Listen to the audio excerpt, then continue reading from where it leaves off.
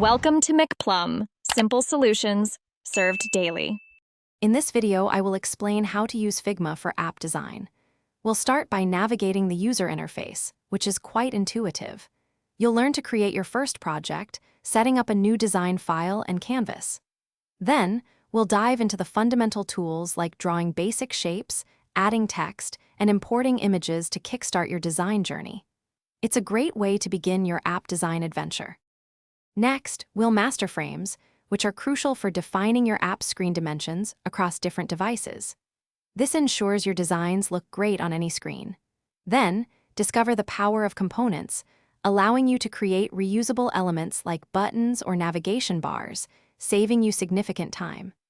We'll also explore auto layout, a feature that helps you build responsive designs that adapt seamlessly to content changes.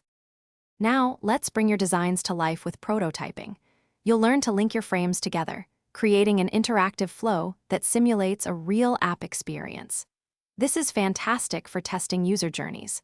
We'll also cover Figma's robust collaboration features, showing you how to share your work with team members and gather valuable feedback. Using comments, you can communicate design changes clearly and efficiently. Finally, we'll delve into some advanced Figma features.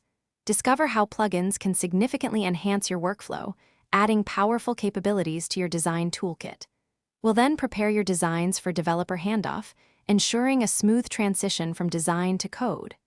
Remember to check the description for a link to the Oala water bottle and other great deals.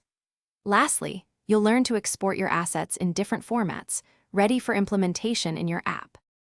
Thanks for watching. Stay juicy and subscribe.